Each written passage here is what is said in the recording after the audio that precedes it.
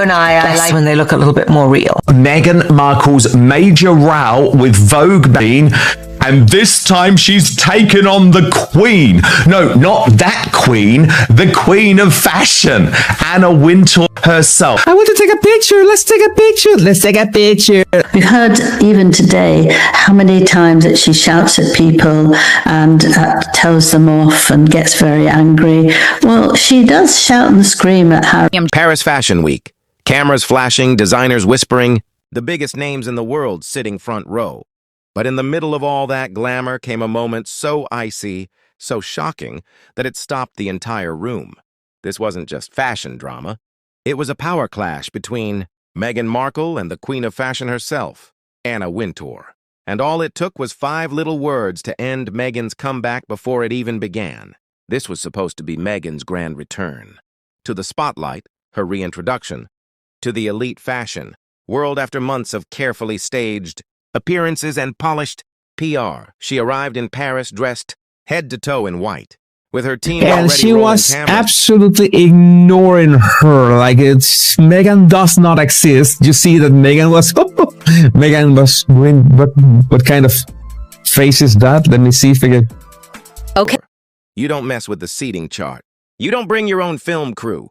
And you definitely don't tell Vogue's people how to do their job. Especially not when Anna Wintour is in the room. Sources say it all started with one seat and one smirk. Meghan's team reportedly tried to move Vogue's deputy editor away from Anna's side, hoping to place Meghan there instead. When told no, Meghan allegedly muttered, "Maybe she won't mind sharing the spotlight." The air froze. Anna didn't reply. She didn't need to. One silent glance behind her trademark sunglasses said everything. Then came the lighting drama. Meghan's team had apparently asked Balenciaga to adjust the lights just for her, and the French staff's response was pure ice. The cheek of Meghan Markle to think that she can boss Anna Wintour around, to think that she's more important than all of these other stars who they already had like. Meghan reportedly pushed past security. When an intern tried to stop her, witnesses say she snapped, "Do I look like someone who waits?" Moments later, the sound of heels echoed down the hall. Anna Wintour herself appeared, calm, composed, glasses off. She looked straight at Meghan and said quietly, "You can't bully my staff." No yelling, no drama, just pure power. And for the first time, Meghan had nothing to say. 3 days later, a short 30-second clip hit social media. Anna's voice calm and cold. Meghan frozen in silence. That video spread like wildfire.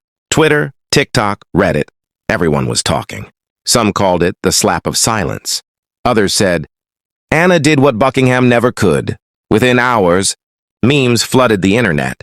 Fashion analysts replayed the clip like a crime scene, decoding every pause, every glance. Behind the scenes, though, the fallout was brutal. A brand that had been negotiating a partnership with Meghan quietly pulled out, citing a change in direction. Stylists Fans are slamming Meghan for this, calling her the Duchess of hypocrisy. And Anna, she never said another word. Because in fashion, silence speaks louder than any headline. A week later, Vogue Business released a statement. No names. No direct shade, just 31 razor-sharp words. Vogue stands for professionalism and expects the same from everyone we work with. That was it. Short, polite, deadly. The Guardian called it a quiet assassination. Vanity Fair wrote, "You can't bully Vogue either." By morning, Meghan's once glittering image wasn't destroyed. It had simply dissolved, piece by piece under the weight of her own spotlight. This wasn't just a spat over seats and spotlights. It was about power, real, unshakable power. Anna Wintour has spent decades building hers in silence, commanding respect without ever raising her voice. Meghan built hers in front of cameras, through storytelling, visibility, and control. But Paris reminded her that not all stories belong. In the end, show what they're really like. And she thinks she's the most important woman in the globe. Girl. And compassion was now trending for snapping at interns. The Duchess who preached humility was accused of trying to outshine the Queen of Fashion. And as if fate had a sense of irony, Meghan's comeback happened at Balenciaga. The same, brand still shadowed by controversy. Every detail, every photo, suddenly looked more like symbolism than coincidence. In the end, Paris didn't end Meghan's fashion chapter with chaos. It ended it with a whisper. Just 5 words.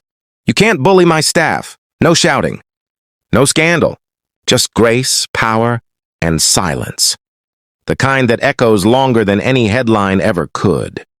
And as of this week, insiders say Meghan's next planned appearance at a major fashion gala has been quietly postponed. Maybe that's coincidence, or maybe once again silence is speaking.